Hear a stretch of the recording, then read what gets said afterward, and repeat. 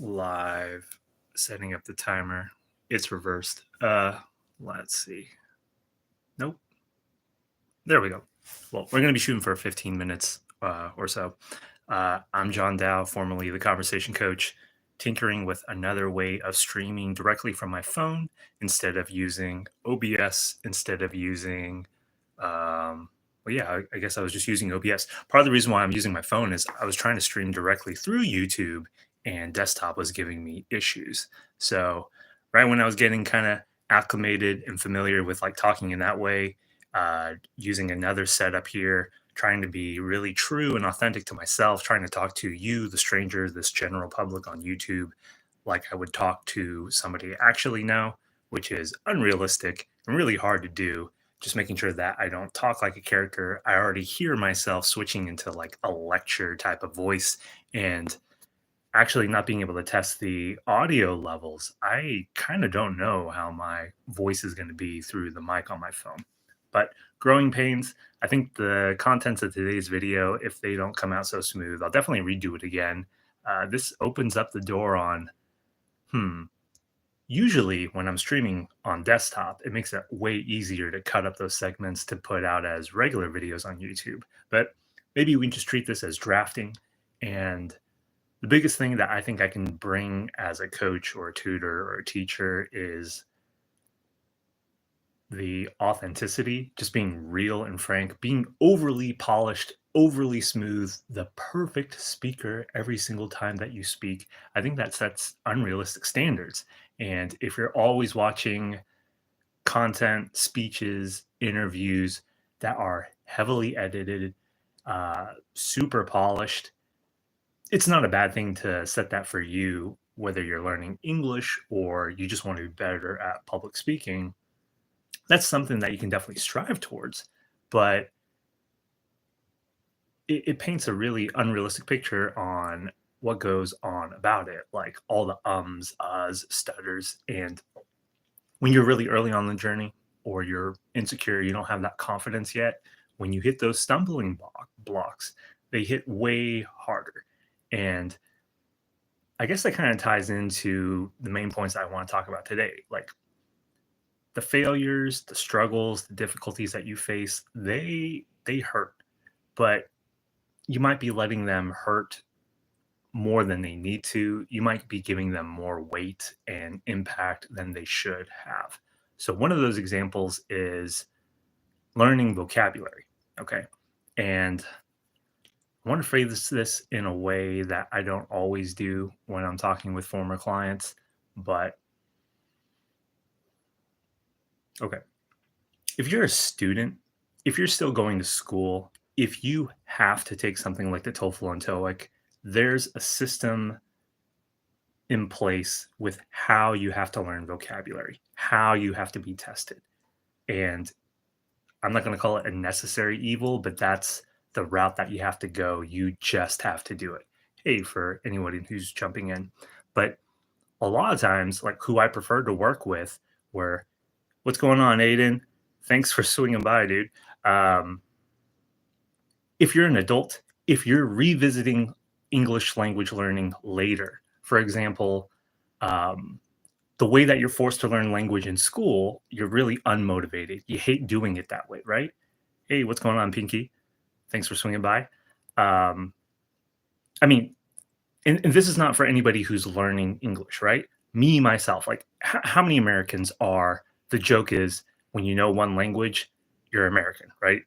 Um, I didn't treat learning Spanish seriously in school. What's going on, JJ? Hey, appreciate it, Aiden. Um, you guys who are in the chat right now, I really appreciate you swinging by on the Sunday. Um, Feel free to leave whatever questions you got about speaking in English. If I don't get to it right now in this me letting loose with the topic points, I definitely come back to it. Okay. And if I don't come back to it immediately in this video, I promise I'll follow up with a future video. So, okay. From the relatability standpoint, yes, like I didn't treat learning Spanish seriously when I was a student.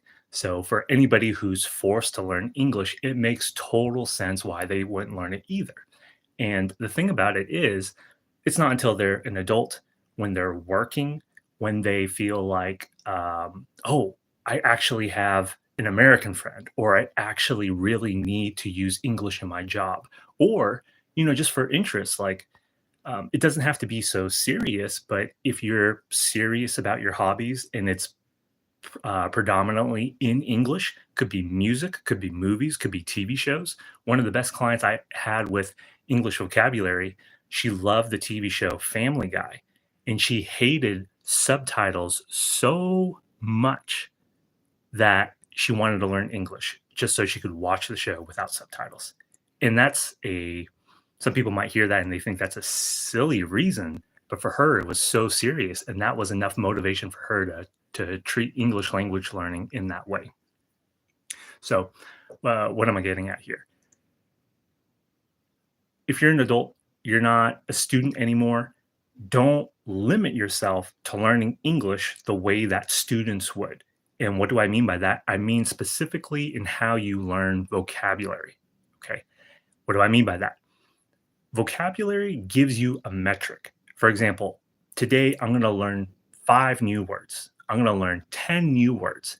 There's nothing wrong with that. Like, if you enjoy that system, that can be part of the process. But whether you're able to learn 5 words every day, every week, it doesn't really help you with your actual speaking, because memorization, getting familiar in that way, is very different from using it. The big thing about speaking, and this happens a lot with a lot of Asian people from Asian countries who are learning English, they get really good at writing, they get really good at reading, but speaking, even though they know the vocabulary, they haven't utilized it. So the trap about vocabulary is when you're putting down 5 words every day. Let's say you're a really good student, you're really diligent about it. You are in 1 week. So 5 times 7, what is that? 35. Whoa, you learned 35 words this week. First of all, that sets up an unrealistic standard on how long can you keep that up. Can you be learning 35 words every single week? Maybe you could, but eventually you're not going to be able to keep up that pace. And that's not even a standard that you should be holding yourself to. The other problem is, if you don't learn 35 words every week, does that mean you're failing? Does that mean that you're not succeeding? Again, when you're in a testing environment, you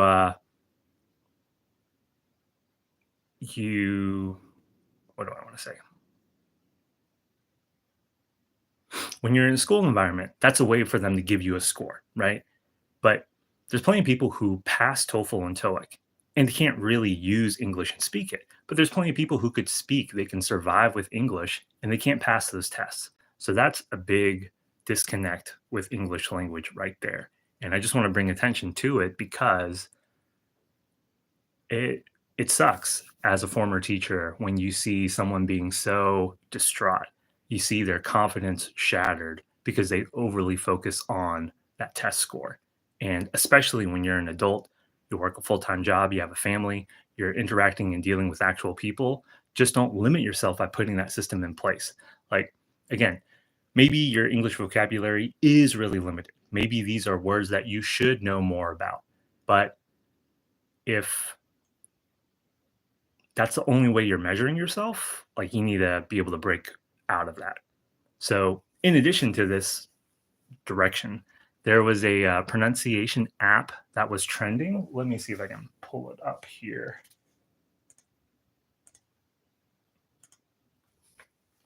Yeah, something called Bold Voice Accent Oracle. And it uses AI and what people are doing. I haven't seen the videos, but a friend was telling me that it'll give you some text that you need to read, and then you read through it and it'll be able to guess your accent. And it can be fun. You can try to disguise your voice, see if you can come off as like a French speaker or a Portuguese speaker.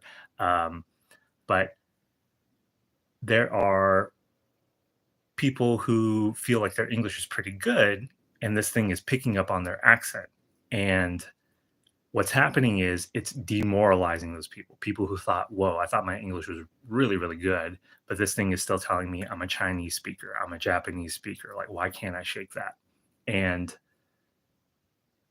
for a game, I can understand why this is like fun to do, fun to mess around with. But as an actual measure of your English ability, it's such a small vacuum because, first of all, um, you know, me being aware right now in this moment, I think I sound terrible going live right here because first of all, I don't like live streaming. I don't like going live, but having to go live on my phone versus going live on my desktop setup that I'm used to, it's a different type of reaction.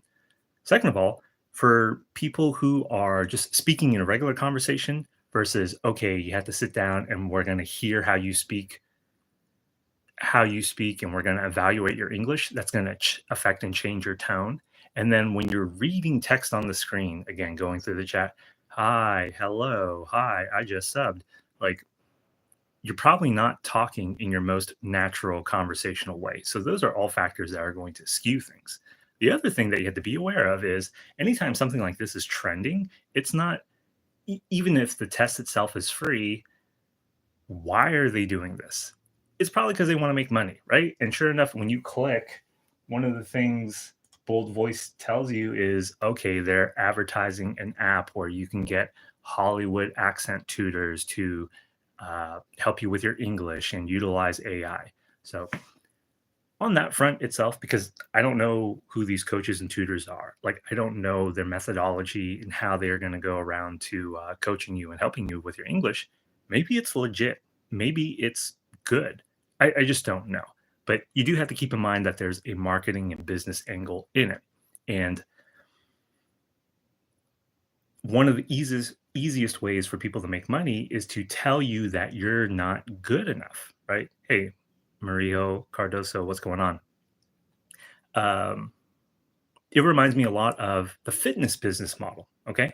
So, whether you're healthy or not, you probably have some kind of sense if you're in shape, if you need to lose some weight, if you want to work on your cardio, even if you've never been to the gym, even if it's been a while, you have kind of some sense of what that is.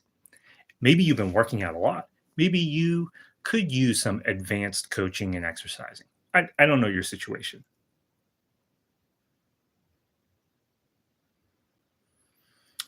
Marijo Cardoso, it sounded like you don't remember me.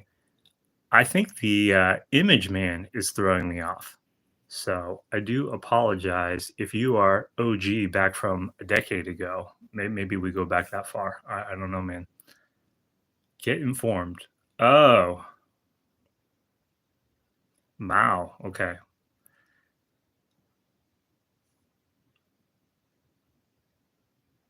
Mao Moo. Mao Moo. Dude, that is not a throwback that I want to be reliving right now. Hope you've been well, dude. I hear that place is still chugging along. Yeah. Um, dude, what were you talking about?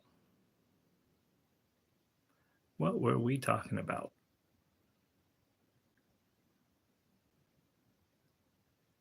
We were talking about, yes, at the gym.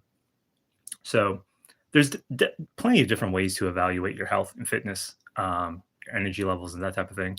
No, it's all good, man. The streaming through the phone directly is an entirely different beast. So I expected it to kind of be a crapshoot. So this is good testing. Like the fact that there's people here interacting is a good thing. So I appreciate you being part of that process. Like I imagine if you're hanging in live streams like this, you must be going on Instagram Live a lot. Um, well, I'll circle back to you here in a second at the end, but let me just finish this thought. So there's an ethical and healthy way to inform people of their current fitness level. But the shady way of doing it is if someone's doing pretty good, you make up all these arbitrary tests and you tell them how deficient they are. Like, oh, well, yeah, it's good that you're running a mile every week. It's good that you're in the gym 3 days a week, but oh, you failed this balance test. Oh, you can't do 20 push-ups in a row. Oh, like, nah, you're not really healthy. You're not really strong, and that when I express it in this way, it can sound ridiculous, right? But to me, this pronunciation app is doing the exact same thing. So, yeah, maybe you do want to work on your pronunciation in English speaking. Maybe you do have weak points. And when you ask a room of 10 English teachers, they'd be able to all say the same thing. But pronunciation is that finicky thing that even if you have an accent, does it get in the way of what you need to do on a day-to-day basis with English? Can you still perform at your job? Can you still go to the bank? Can you still get directions? Can you still order at a restaurant? Can you still negotiate? Can you still make a sale? Can you still call customer service to get help with your utilities? If you can do all those things with an accent, there's also like very little incentive to get better at that, right? So, yeah, recapping so far, be careful with your vocabulary self evaluation. And then be careful anytime someone's being so adamant about pointing out your English problems, because they probably want to sell you something. And in this case, it makes sense that they're trying to sell English improvement services. But all right. So I haven't been doing this with the last couple live streams, but a takeaway practice that you can do. So I've been talking about all these problems and traps that people fall into, but something that you could do to improve your English. So let's use Mao here. Like when you're talking to somebody and you have some familiarity with them, like we all get used to speaking one certain way. And for non-native English speakers, when they want to improve their English, they usually think that they need to be more formal. They need to be using more vocabulary. So using this interaction with Mao, I forgot him because one, I'm not used to seeing his full name, and then two, this picture and on my phone it looks really, really, really small. I'm imagining it's one of his kids. Um, it threw me for a loop. So if we're having to redo that conversation, the mistake that a non-native English speaker might make when they want to handle that conversation better. Oh, Mao, please forgive me. I apologize for not being able to remember you when you first messaged me in today's live chat. There's nothing wrong with that English, grammatically correct. I did a funny voice, but the pronunciation is clear. But improving and trying to shape your English in that way doesn't make you a better English speaker. Like one of the things you need to be working on is your flexibility. So again, this is a lot of me stumbling because this is a live stream, but in a regular conversation, it's okay to fumble a little bit, but how do you recover with it? So, doing that conversation again, I don't want to go up necessarily. Like, I want to be able to change levels. Can I make it more informal?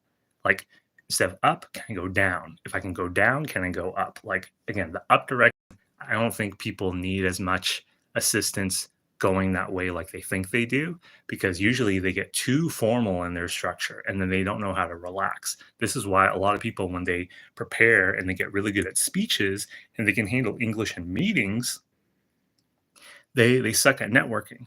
They don't know how to handle a casual conversation. So doing a redo again here with Mal. Oh, dude, what's up? Like, when's the last time I freaking saw you? Probably at least 3 years back. When I don't want to give the personal details, but we were at that party, right? And what's his name got that new house, and yeah, I want to say that's like already 3 years back. So totally different tones. And when you're starting out, you're probably not on that level just yet.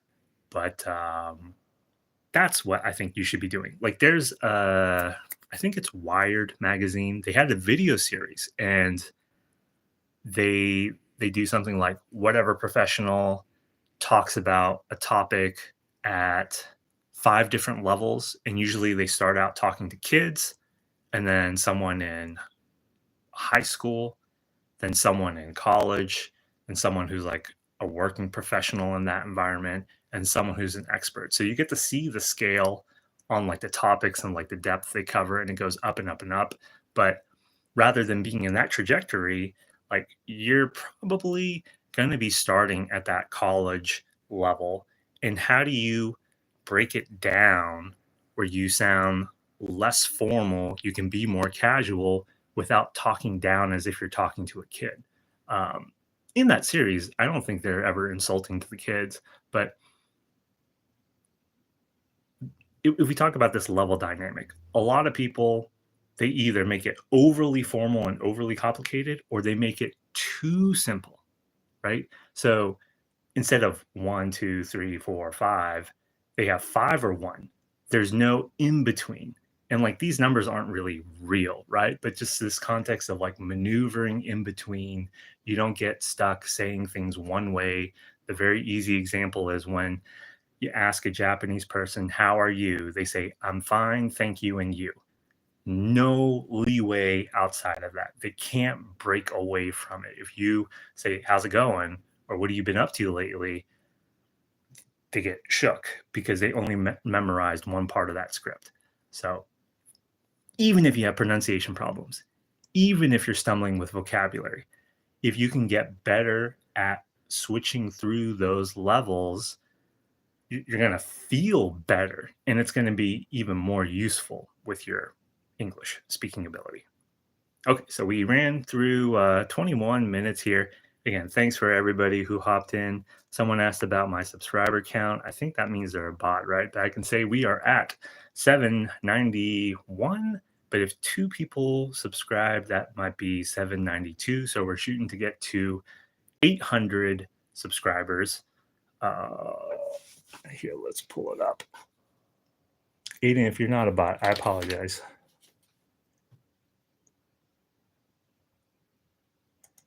Hopefully that didn't tick them off and they unsubscribed. Yeah, you like that? 794. No, like I totally forgot we were making that push for 800. So 6 away. Again, Aiden, I get what you're saying now. I get what you're saying. I apologize for that.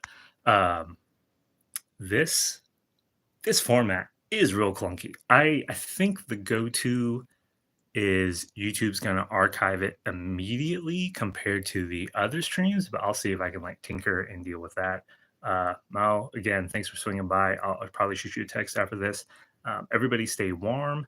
It's pretty cold in Boston, maybe warmed up to 16 degrees now, but I know it was like 12 this morning.